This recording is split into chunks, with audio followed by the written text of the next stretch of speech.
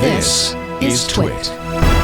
You know, one of the things that I kind of have a hard and fast rule on the various podcasts that I do is we don't get political if we can all avoid it. And so I'm not going to dive into the political side of this. I will do my best to not make snarky comments.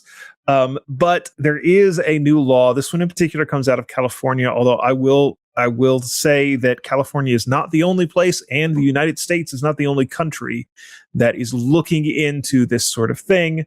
So this law says it's about age verification, right? And it's Assembly Bill number 1043. It becomes active January 1st, 2027. And it says, among other things, that an operating system provider is required to do multiple things. And one of the things that an operating system provider is required to do is to provide an accessible interface at account setup that requires an account holder to indicate the birth date, age, or both of the user of that device for the purpose of providing a signal regarding the user's age bracket to applications available in a covered application store. End quote. So you may see headlines about this that, oh no, Linux is required to verify your age, which, yes, it's true and it's not good. It could be worse. So like, let's be clear. It could be worse. Some places where you have to do an age verification, you've got, and I've had to do it for setting up accounts, you've got to do the whole hold your ID up and take a selfie holding your ID so that we can tell exactly who you are and we get a copy of your ID for age verification. Okay, you're not going to have to do that to set up a new Linux computer. But I'm sure that in compliance with this, there will be distros that will start asking you as part of the setup process, how old are you? Which of these age brackets do you fall into? And then, according to what the law says here, there will have to be some some way to communicate that to applications. And so I get why they want to do this, but at the same time, I think this is one of those cases where you have people writing laws that have not really thought through the repercussions and the potential implications of the laws that they're writing. And the vast majority of Linux distros are not going to do this, but you probably will have some that have a legal department that will say you really need to do this. So maybe Fedora, probably Red Hat, maybe Ubuntu, starting in 2027. I could see it coming. Now, this is all assuming that this law does not get struck down by the courts, which there are already challenges against it.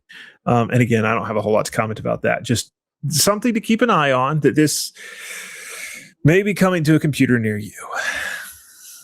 Lawmakers unencumbered by the thought process. Yeah. Actually, from my point of view, I think Linux is already doing that via the sysadmins having that information put in when the user account is created. Well, you don't have to put it in, though. I don't think I've ever been prompted for that. I've never been prompted. Yeah. Next time you do a new install and it asks you to create, look at what options you have for filling out about your user. What distro do you have more options? I've never seen that. I just do command line. I do add user, but it does ask you a whole bunch, like office number, and I don't know if age is one of them. Birth date. You don't have to enter. You just say, I just say enter.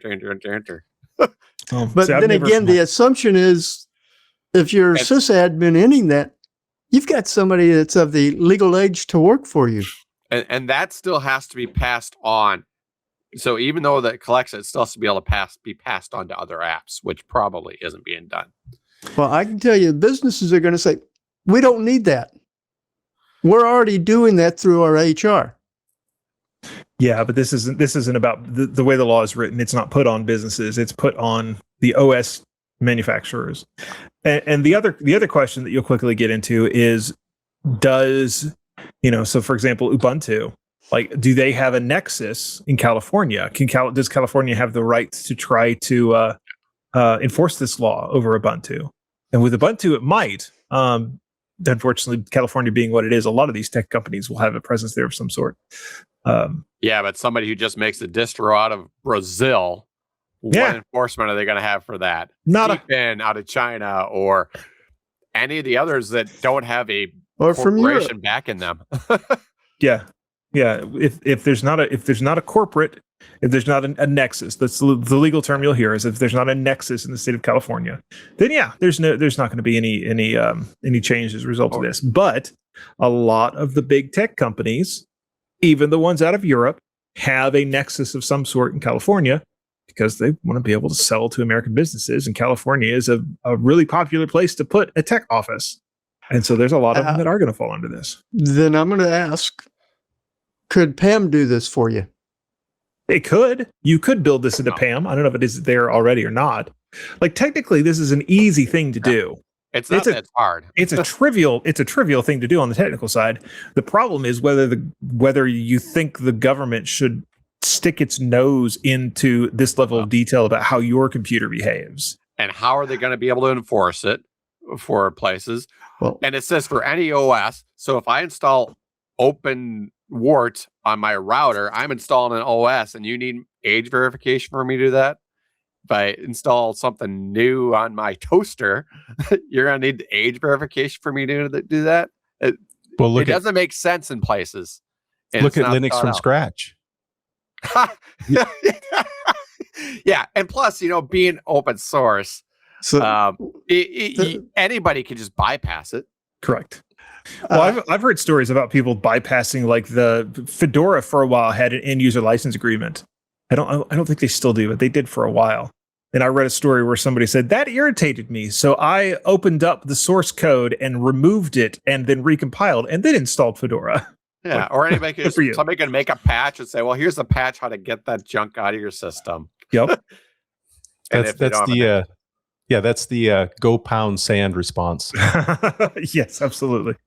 I was trying to come up with a safe for work way to put that. Good job, Jeff. Yeah, but there's so many things there. It's like, should they be doing it? How can you possibly enforce this across the board? They're not thinking about situations like installing a server, why?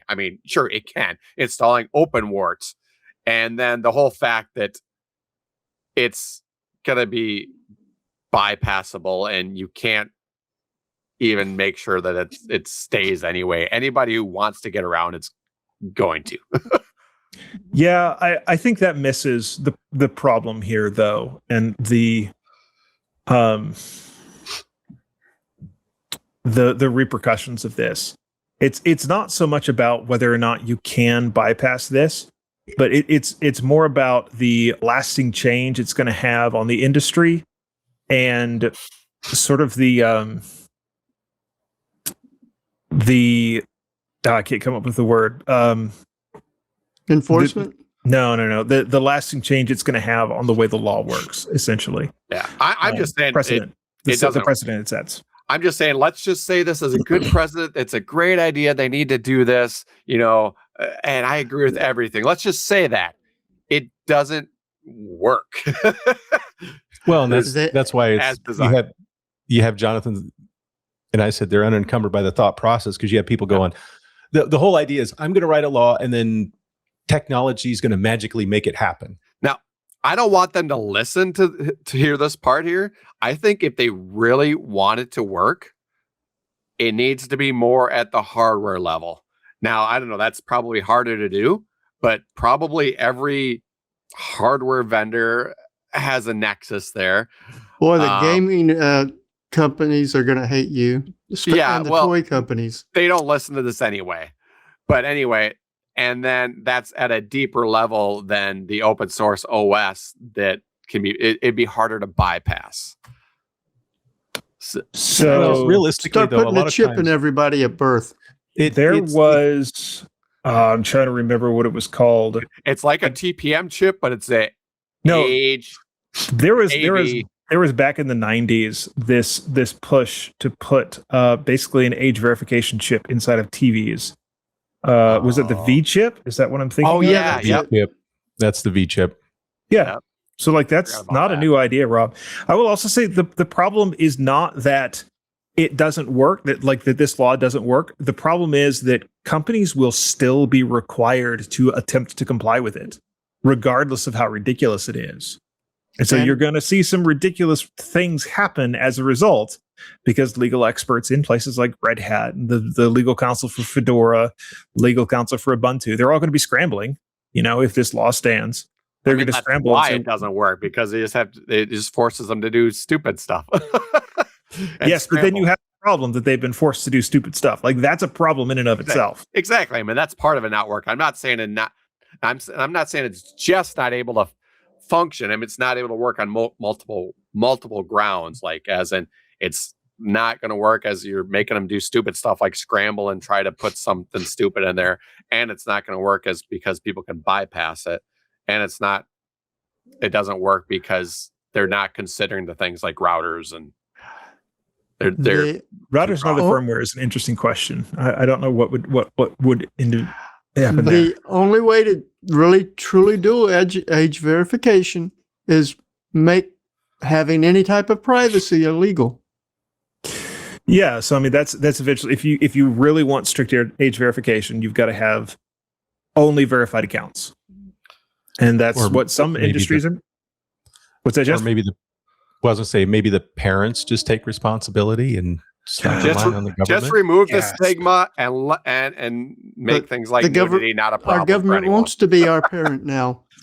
All right, we are now falling into the political stuff that I did not want to talk about. So we are going to move on. I too have thoughts, but that's not what this is about. If you enjoyed this clip, be sure to check out the Untitled Linux Show. You can find us in your favorite podcasting app or subscribe to our YouTube channel down in the links below. See you there.